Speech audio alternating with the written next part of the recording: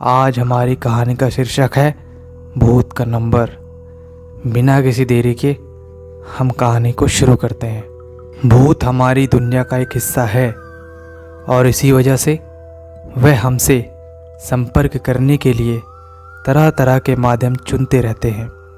लेकिन आज तकनीक बदल चुकी है और भूत भी अपने संपर्क साधने के तरीके तकनीकी करना चाहते हैं। इसी से प्रेरित होकर भूत का नंबर भूतिया कहानी लिखी गई है।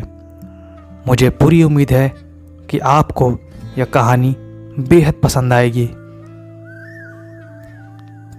शहर में एक अजीब अफवाह फैल रही थी कि लोगों को भूत का फ़ोन आ रहा है और तो और कई लोगों ने अपनी मोबाइल स्क्रीन पर भूत का नंबर तक दिखाया, लेकिन किसी के पास कोई तथ्य नहीं है जिनसे यह साबित किया जा सके कि उनकी बातों में सच्चाई है। लेकिन जब तक यह केवल मजाक तक सीमित था तब तक तो लोग इसे हल्के में ले रहे थे। लेकिन एक घटना से सबके कान खड़े हो जाते हैं। एक दिन एक व्यक्ति मोबाइल में बात करते हुए अपने बिल्डिंग की छत से कूद जाता है और नीचे गिरते ही उसकी मौत हो जाती है। शहर में एक व्यक्ति की आत्महत्या आम बात है, लेकिन फ़ोन में बात करते हुए कूदना, इसका मतलब वह किसी न किसी से तो अपने मरने की वजह बता रहा था। इसलिए पुलिस तहकीकात आगे बढ़ाती है और उस व्यक्ति के मोबाइल की आखिरी कॉल रिकॉर्डिंग मंगवाई जाती है। लेकिन ताज्जुब की बात तो यह थी कि उस समय उसके फ़ोन में किसी का कॉल नहीं आया था। पुलिस की चिंताएं और बढ़ जाती हैं क्योंकि लोगों की भीड़ ने उस व्यक्ति को फ़ोन में बात करते हुए देखा था।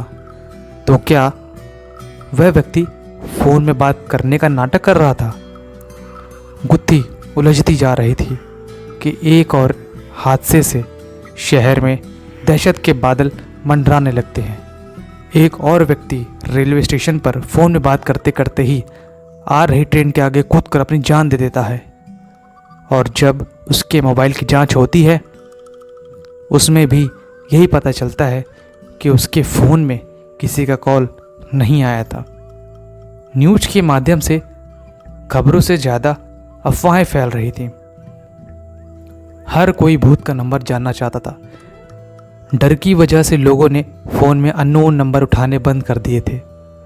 मामला पुलिस की पहुंच से ऊपर था, इसलिए भूत विशेषज्ञ को बुलवाया जाता है। उन्हें मामले की जानकारी पहले से ही थी, इसलिए बिना देरी किए मारे गए व्यक्तियों के मोबाइल की नेटवर्क रिपोर्ट मंगवाते हैं, जिसकी फ्रीक्वेंसी से उन्हें पता चलता है कि उनके फ़ोन में भले ही किसी का कॉल नहीं आया, लेकिन फ़ोन से किसी का नेटवर्क कनेक्ट जरूर हुआ है। मामला डिजिटल टेक्नोलॉजी का था, इसलिए इन्वेस्टिगेशन में डेटा साइंटिस्ट को भी शामिल किया जाता है। इन्वेस्टिगेशन चल रही होती है कि अचानक शहर में 3 लोग और अलग अलग तरीक़ों से आत्महत्या कर लेते हैं। इससे शहर में दहशत का माहौल बनता जा रहा था। डेटा साइंटिस्ट को एक सुराग मिलता है। जितने भी लोग मारे गए हैं सभी के मोबाइल में एक वेबसाइट का लिंक पाया गया है। उस वेबसाइट में बहुत सी भूतिया मंत्र लिखे हुए हैं और उन्हीं मंत्रों में एक भूतिया नंबर भी है, जिसके माध्यम से रिकॉर्डेड मैसेज भेजा जाता है और मैसेज को सुनते ही कोई भी व्यक्ति सम्मोहित होकर अपनी जान दे देता है। लेकिन वेबसाइट ही हत्या की जिम्मेदार है यह कहना संभव नहीं था, क्योंकि केवल किसी आर्टिकल को पढ़ने से कोई कैसे मर सकता था। इसी बीच विशेषज्ञ आर्टिकल को गहराई से जांच करते हैं तो पता चलता है कि वह कोई साधारण मंत्र नहीं बल्कि वशीकरण मंत्र लिखे गए हैं, जिसके माध्यम से लोगों को पहले तो सम्मोहित किया जाता है, फिर उनके मोबाइल में एक रिकॉर्डेड मैसेज के जरिए उन्हें आत्महत्या करने के लिए निर्देश दिए जाते हैं। पुलिस को हत्या के कारण का तो पता चल गया था, लेकिन इसके पीछे कौन है यह अभी जानना बाकी था। तभी डाटा साइंटिस्ट वेबसाइट को ट्रैक कर लेते हैं। यह एक कॉलेज का हॉस्टल था। वेबसाइट की लोकेशन का पता चलते ही पुलिस हॉस्टल के कमरे को घेर लेती है और उस लड़के को गिरफ्तार कर लिया जाता है, जिसके कंप्यूटर से यह वेबसाइट चलाई जा रही थी। लड़के के कमरे में बहुत से कॉकरोच, कीड़े मकोड़े और मरे हुए चूहे डले हुए थे। वह किसी जानवर की तरह उस कमरे में रह रहा था। दरअसल उसे देखने से ऐसा लग रहा था कि उसकी मानसिक हालत ठीक नहीं है। हॉस्टल में पुलिस को देख मैनेजमेंट के कर्मचारी भी पहुंच जाते हैं, लेकिन उन्हें अंदाज़ा भी नहीं होता कि इस कमरे में कोई रहता है, क्योंकि यह कमरा तो पिछले 2-3 महीनों से खुला ही नहीं था। लड़के को पूछताछ के लिए थाने लाया जाता है। लड़के का बर्ताव बहुत डरावना था। वह आसपास के लोगों को खरोचने को दौड़ रहा था। बड़ी मुश्किल से पुलिस उसे काबू करते हुए कुर्सी से बांध देती है। पुलिस ऑफिसर उससे एक एक करके कई सवाल पूछते हैं, लेकिन वह उनके किसी भी सवाल का जवाब नहीं देता। पुलिस ऑफिसर थोड़ा सख्ती से पूछताछ करने का प्रयास करते हैं, लेकिन वह कोई प्रतिक्रिया नहीं देता है। पुलिस ऑफिसर भूत विशेषज्ञ को लड़के से पूछताछ करने को कहते हैं। भूत विशेषज्ञ को पहले ही पता था कि वह लड़का साधारण स्वभाव का नहीं है। पक्का किसी प्रेतात्मा ने उसके ऊपर कब्जा किया है। भूत विशेषज्ञ अपने यंत्रों से लड़के को अपने काबू में करते हैं और उसे एक एक करके सवाल पूछना शुरू कर देते हैं। लड़का जोरदार आवाज़ में जवाब देता है और 1 घंटे की पूछताछ के बाद पता चलता है कि उसके अंदर उसी के दोस्त का भूत आ चुका है, जिसने 3 महीने पहले आत्महत्या की थी। दरअसल वह मानसिक तनाव से गुजर रहा था, जिस वजह से उसने मौत को गले लगा लिया। वह उसी कमरे में मरा था जहां से पुलिस ने उस लड़के को गिरफ्तार किया था। वह अपने दोस्त के शरीर के अंदर प्रवेश करके लोगों की हत्याएं कर रहा था। उसी ने वह वेबसाइट बनाई थी जिसे अब वह उस लड़के के शरीर के अंदर रहते हुए चला रहा था।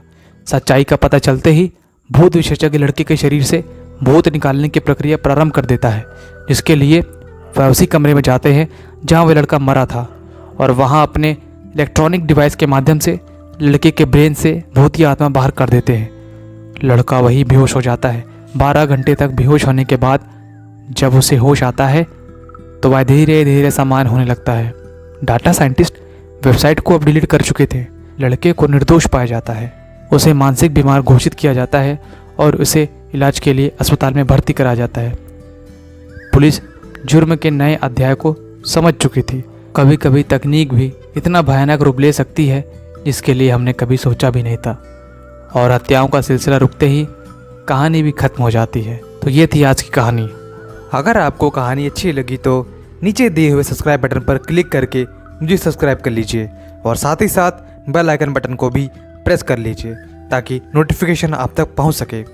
यदि आपके साथ किसी प्रकार की हॉरर एक्टिविटी हुई है तो आप चाहते हैं कि आपकी कहानी को भी मैं अपने वीडियो में जगह दूं, स्थान दूं, ताकि लोगों तक आपकी कहानी पहुंचे, तो आप अगर चाहें तो मुझे अपनी कहानी लिख भेज सकते हैं।